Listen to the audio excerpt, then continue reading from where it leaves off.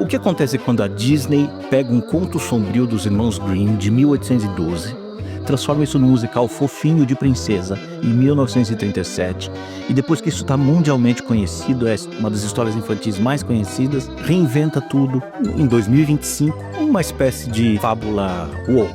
O que acontece é que Branca de Neve vira um remake, sem brancas, sem anões, sem príncipe e sem noção.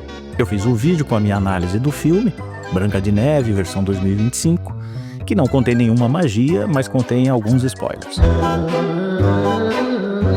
Em março de 2025, a Disney lançou o remake, bem aguardado, do seu clássico mais clássico de todos os tempos, Branca de Neve e os Sete Anões. Só que nessa nova versão, que na verdade poderia ter um título diferente, poderia se chamar Líder de Neve e as Sete Criaturas Digitais, ou então Latina de Neve e um monte de computação gráfica, ou ainda Nenhuma Princesa e as Sete Polêmicas. Qualquer título funcionaria. O filme é dirigido por Mark Webb, é o que fez o espetacular Homem-Aranha, é estrelado por Rachel Zegler, que é filha de colombianos, que fez Jogos Vorazes, fez Shazam, e a Rachel faz a Latina de Neve, e tem ainda a Mulher Maravilha Gal Gadot no papel da Rainha Má. Mas antes mesmo de o filme sair, ele já virou o centro de uma avalanche de críticas. A Disney, ela vem sendo acusada de destruir um clássico dela mesma, com mudanças que vão desde a exclusão dos anões, escurecimento da pele da princesa, alteração de falas clássicas que qualquer criança nos últimos 90 anos conhece. Isso sem contar as declarações públicas das atrizes protagonistas, da Rachel e da Gal, dizendo que o filme original era estranho, que a Branca de Neve de 37 não é um bom exemplo para as meninas e etc. Para muita gente com cérebro, no entanto, não apenas essa transformação é meio bobagem, como não surtiu o efeito pretendido pela Disney e teve péssimo resultado até o momento. Basta ver, por exemplo, que o trailer do filme no YouTube, no mês de estreia, teve mais de 1 milhão de dislikes e menos de 100 mil, 80 e poucos mil likes. Menos de 10% gostaram. Foi também a pior bilheteria de todos os live actions que a Disney fez até o momento. Teve uma bilheteria inicial de 40 milhões de dólares, bilheteria de estreia, o que é nada para um investimento típico da Disney. Isso reflete mais ou menos a proporção dos defensores desse revisionismo woke, não só da Disney, mas toda a Califórnia. Você tem 10% de pessoas meio bestas que são muito barulhentas, muito teimosas e estão tentando impor uma nova visão de mundo. Ou seja, na verdade você tem gente dos dois lados, muito poucos batendo palmas e muitos arrancando os cabelos. E a pergunta é, será que a Disney está evoluindo com isso? Isso é algum tipo de evolução ou é só uma onda progressista? E acaba acontecendo que a Disney passa mais vergonha alheia, injustificada, tentando reescrever o seu próprio passado e acaba gerando reações muito diferentes daquelas que ela esperava. Eu não sou historiador, mas eu aprendi que a gente na vida tem que olhar para o passado para entender o presente e para temer o futuro. E vale a pena, portanto, voltar na raiz da história, lá nos Irmãos Grimm, e entender como que a revisão dessa história aconteceu ao longo dos anos. No original de 1812, a Branca de Neve é bem menos fofa. Na verdade, a rainha tenta matar a Branca de Neve 3 vezes, com espartilho, com envenenamento num pente, depois com a maçã. O despertar da Branca de Neve não vem de beijo de príncipe nenhum, ela simplesmente cospe um pedaço de maçã quando os anões estão transportando seu corpo e balançam o caixão. Ou seja, não era uma versão romântica. E a própria Rainha Má, ela é forçada a dançar com sapatos de ferro em brasa até ela morrer. Ou seja, era um conto no estilo medieval bruto, típico dos Irmãos Grimm, sangrento, cruel, e que nunca teve final Disney nenhum. Portanto, a versão de 37 da Disney estava fazendo já uma grande adaptação. Era a primeira animação longa-metragem, não dessa história, mas também a primeira da Disney, e eles transformaram isso num conto doce, musical e romântico. Os anões ganharam nomes que refletiam suas personalidades, em uma palavra, na verdade. As músicas meio chicletes foram sendo feitas, como o Rei Ho, que é o nosso Eu Vou, pra casa agora eu vou. E isso tudo transformou, obviamente, a história original no espírito do tempo daquele época dos anos 30, que ficou mundialmente conhecido como uma história, um conto infantil que acho que todo mundo nos últimos 90 anos conhece. A Branca de Neve era uma mocinha indefesa, linda, gentil com os animais e que precisava de um príncipe para acordar. E o mal da rainha má foi punido, mas não diretamente pelas pessoas, e sim com uma espécie de vingança do destino, porque a rainha cai no penhasco e aí o amor venceu. E aliás, essa frase amor venceu já é ruim, porque a gente sabe que um monte de coisa dá errado quando a gente abraça esse tipo de ideia. É claro que essa versão de 1937 é datada, porque ela é um produto daquele tempo, né? E revolucionou a animação para sempre, virou referência de como fazer musicais, como fazer histórias infantis que muitas vezes têm camadas, né?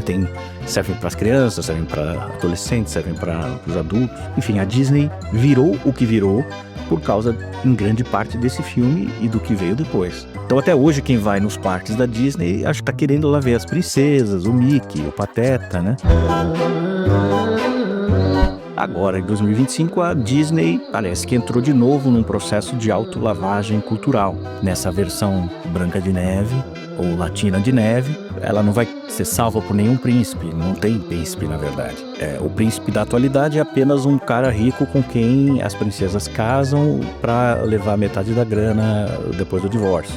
Os 7 anões foram substituídos por 7 criaturas mágicas de diversas etnias, porque segundo a empresa, os anões poderiam perpetuar um estereótipo, ao mesmo tempo que geraram desemprego para vários anões que perderam alguns dos seus papéis clássicos. E a própria Branca de Neve, ela não quer ser salva, ela não precisa ser salva. Ela quer ser a líder que vai seguir seu coração, que sabe o que ela pode ser. Ou seja, a nova versão da Disney parece mais um episódio de TED Talk do que propriamente um conto infantil ou um filme da Disney. Mas para não parecer exagero, a gente pode verificar com spoilers algumas das frases, algumas das transformações que foram feitas. A Branca de Neve de 37 dizia: "Um dia meu príncipe vai aparecer." Tio Zegler agora ela diz: "Eu não estou sonhando sobre amor verdadeiro ou qualquer coisa. Eu quero virar a líder que posso ser." Em 37 você tinha o espelho, espelho meu, quem é mais linda do que eu, com a bruxa má perguntando e o espelho respondendo: "Olha, é a outra menina ali, você no máximo tá em segundo." E o espelho mágico na versão de 2025 ele fala de forma meio codificada: "Olha, tem alguém ameaçando, mas é pela beleza interior, não pela beleza externa." Até porque a Gal Gadot, você tem também em 37, a Branca de Neve era meio esperançosa, ela dizia: "Tudo vai dar certo um dia." Frases como essa que depois desapareceram e viraram uma coisa mais autoafirmativa. "Eu não preciso que ninguém me ajude, que ninguém me salve, eu sei que eu vou ter o meu próprio reino." Ou seja, substituiu-se uma ideia de vulnerabilidade, fragilidade, por uma ideia de liderança. É quase corporativa a nova versão. Agora, o problema disso é nenhum. Na verdade, a Disney pode fazer o que quiser, contar a história que ela quiser. O que ninguém entende, e é por isso a crítica, é para que pegar aquela história que já está cravada com uma série de características e querer virar totalmente de ponta cabeça.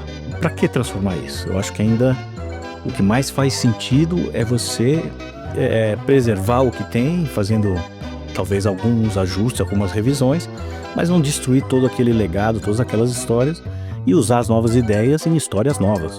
Por que não? Se a gente for resumir as críticas até o momento, quer dizer, você tem do lado as críticas negativas dizendo descaracterizou totalmente um clássico, o tom do filme ele é mais panfletário do que narrativo, você tem falas públicas bem infelizes de quem fez o filme, você tem essa ausência de anões e de príncipe, que eram elementos chaves da trama, vira uma coisa quase sindicalista de vamos proteger essa classe ou vamos eliminar estereótipos. É uma sensação geral de que a Disney não está respeitando nem a sua própria história. A performance de Gal Gadot e a Rachel Zegler, eu tenho visto críticas divididas. Para Gal Gadot, normalmente as pessoas mais críticas, dizendo que ela não fez uma grande performance, e para Rachel Zegler, dizendo que ela faz uma boa performance, embora a história não suporte muito uma performance significativa, né? No resumo das críticas negativas fica essa ideia de que essa história poderia ser uma coisa nova. Inventem uma nova heroína e tudo bem, não precisa destruir o legado que já existia. Do ponto de vista positivo, está mais associado à produção. Dizem que o visual do filme é interessante, ele é caprichado, como se espera de uma produção da Disney. E talvez o público mais jovem, que não tem tanto a referência, possa até ver alguma simpatia. Mas não é o que está mostrando nem a crítica, nem o resultado das bilheterias. Olha, a Disney parece que se esqueceu que modernizar não é o mesmo do que apagar a história. A versão de 37 da Branca de Neve, com todos os seus clichês, com as limitações técnicas da época, ainda assim encanta até hoje por causa de uma certa magia das músicas, do carisma todo envolvendo a produção e até de uma certa ingenuidade que caracterizava aquele filme. A versão de 2025, e isso mesmo antes de estrear, ela já parece muito mais preocupada em agradar um grupo, muito mais do que fazer uma história interessante, revisitada, nova, com uma produção mais moderna. Se a ideia era dar voz à Branca de Neve, com o espírito do tempo atual, talvez fosse melhor escutar primeiro o público e saber o que a maioria realmente entende como uma versão nova de Branca de Neve. Porque, no final das contas, nem o Espelho Mágico está conseguindo salvar um filme que nem ele mesmo sabe o que quer ser. Mas o que interessa mesmo é a sua opinião. Se você ficou até aqui, por favor, deixa um like, faz um comentário, me diz o que você achou deste vídeo, o que você achou do filme, caso você já tenha visto, ou o que você está entendendo de toda essa polêmica. Faz sentido criar uma visão completamente nova e diferente dos grandes clássicos? Ou a gente poderia criar novas histórias com essas novas ideias? Deixa aqui seu comentário, compartilhe esse vídeo. Qualquer ajuda que você possa fazer ao canal é muito bem-vinda e é muito relevante. Um grande abraço, até a próxima.